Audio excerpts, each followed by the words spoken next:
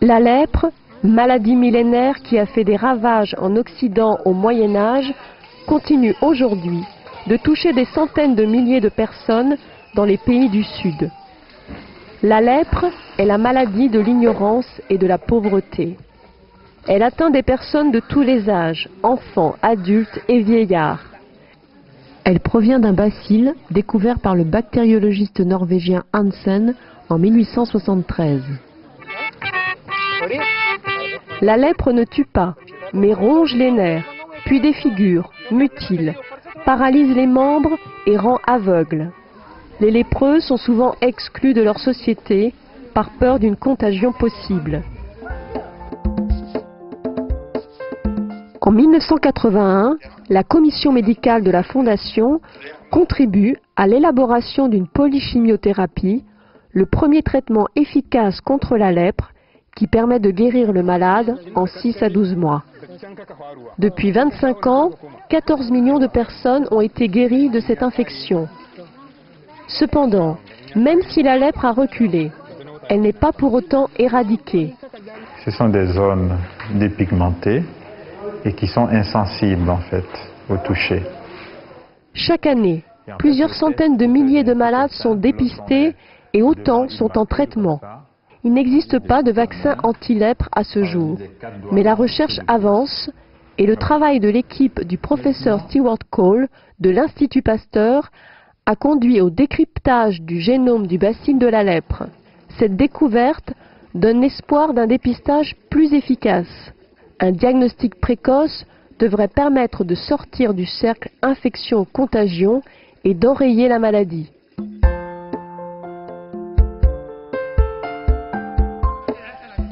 À Dzopé, en Côte d'Ivoire, sur les lieux du premier village créé pour des lépreux par Raoul Follereau.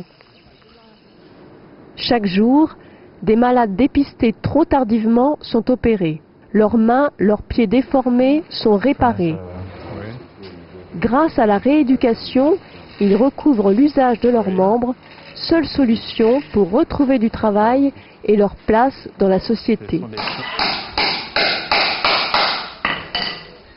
Dans le même centre, un ancien malade fabrique des chaussures spéciales pour les personnes souffrant de maux perforants plantaires.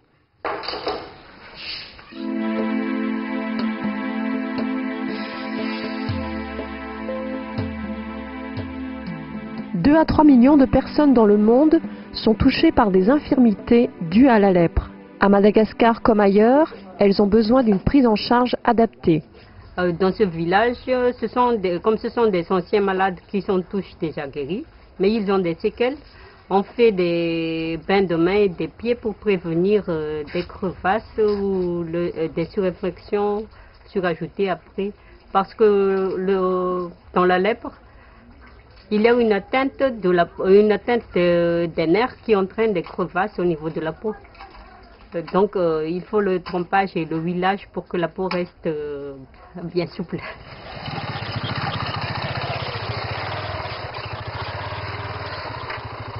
Au sud-est de Madagascar, le docteur Brigitte Ramananjatou arrive dans un village. Elle a pour mission de sensibiliser les populations et de les encourager à se faire dépister et soigner au plus vite.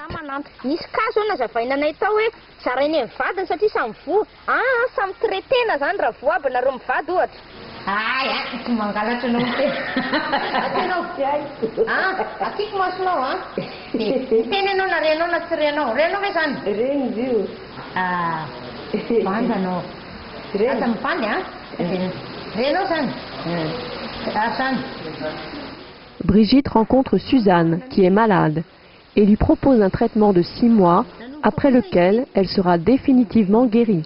Voici le tâche là. Donc, s'il ne traite pas, donc ça devient un peu plus grand. Mais maintenant, actuellement, donc, il prend les médicaments, donc ça va disparaître au plus tard 6 mois. Oui. Et ça ne transmet pas donc à l'enfant qu'elle porte. C'est ça l'importance donc du traitement.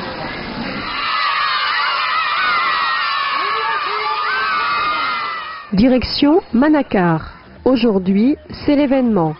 Une troupe de marionnettistes se produit ce soir. Le spectacle attire une foule immense. Il raconte l'histoire d'un lépreux qui sera détecté et soigné à temps et gagnera son combat contre la maladie.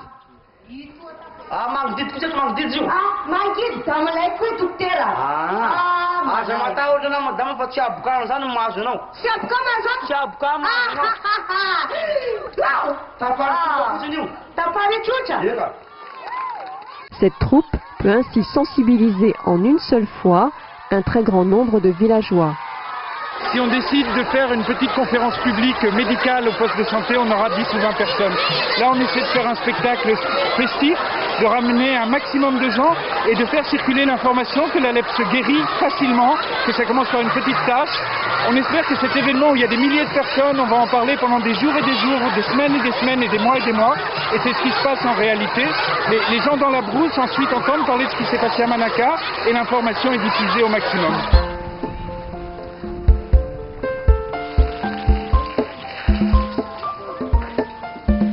Dans une autre région de Madagascar, Sœur Maria s'occupe d'un centre qui accueille de nombreux enfants lépreux. Elle a quel âge? 4 ans. Et elle a la lèpre?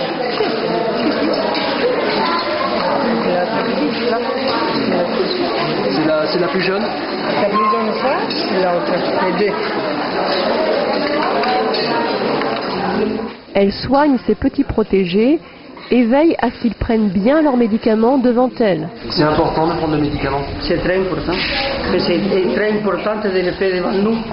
Parce que les enfants, on peut mettre comme ça et cacher un petit peu. Et alors, c'est nous qui devons les regarder, les surveiller avec amour, pas comme ça, mais avec amour.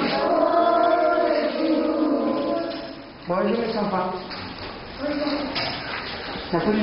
Le temps du traitement, Sœur Maria assure aux enfants une éducation.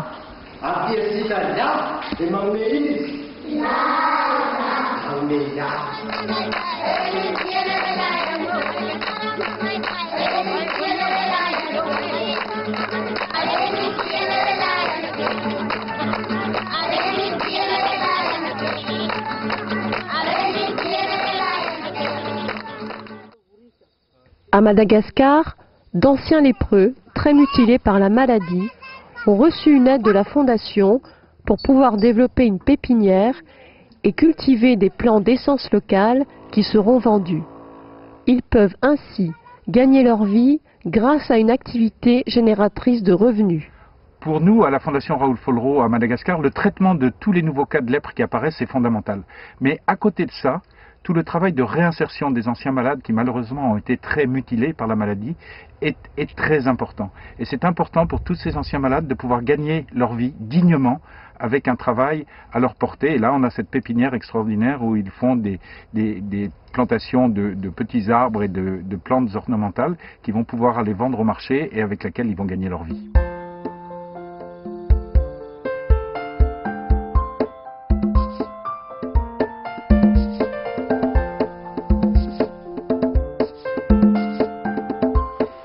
À Zinder, à l'est du Niger, Sœur Dolores se bat pour les exclus parmi les exclus. Les lépreux vivent reclus et rejetés. Ils n'ont pas d'autre possibilité que de mendier pour survivre. Elles sont là dans l'espoir de gagner quelques pièces, gagner un peu d'argent pour manger dans la journée. Elles mendient. C'est les grands malades de la lèpre.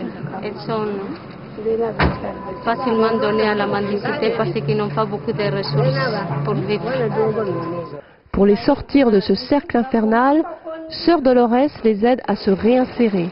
Elle a mis en place des ateliers de formation pour apprendre aux femmes la couture, la fabrication de l'huile ou de galettes qui seront vendues sur le marché. Notre combat, c'est pour la guérison sociale. C'est pour cela qu'on investit beaucoup dans la formation de la personne. On vise l'avenir par des petites actions qui sont posées petit à petit pour leur permettre à chaque personne de dégager intérieurement toutes les énergies qu'il y a dans la personne.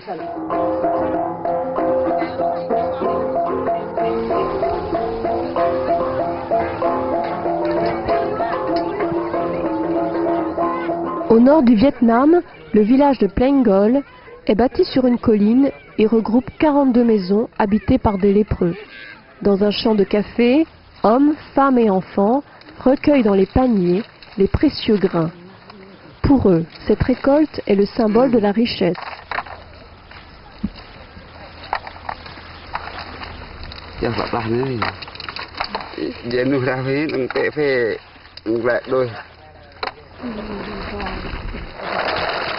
Désormais, eux qui étaient exclus et misérables vivent dans des maisons construites avec l'aide de la fondation et sont autonomes grâce à la culture du café et l'élevage de leurs troupeaux. Avec le café, on vit beaucoup mieux qu'avant. Parce que nous pouvons vendre notre café et avec l'argent, nous pouvons acheter beaucoup plus facilement qu'avant du riz et toutes les choses pour la vie quotidienne. Tout cela, on ne l'avait pas avant.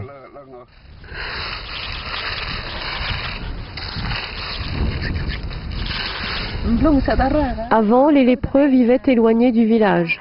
Maintenant, on peut vivre ensemble, avec les autres dans la communauté. Certains ont encore peur de la lèpre parce qu'ils ne savent pas qu'elle peut se soigner. Mais avec l'aide du gouvernement vietnamien et des organisations sanitaires, on pense que la lèpre est moins dangereuse qu'avant.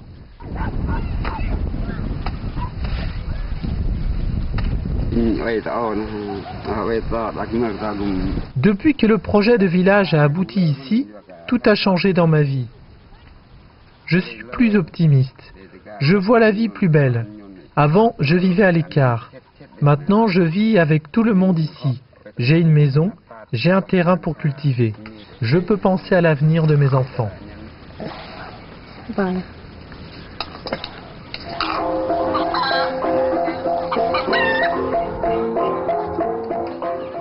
Dans un autre village, à Dakenbeng, Madame Din possède une vraie maison sur pilotis où elle vit avec son mari et ses 4 enfants.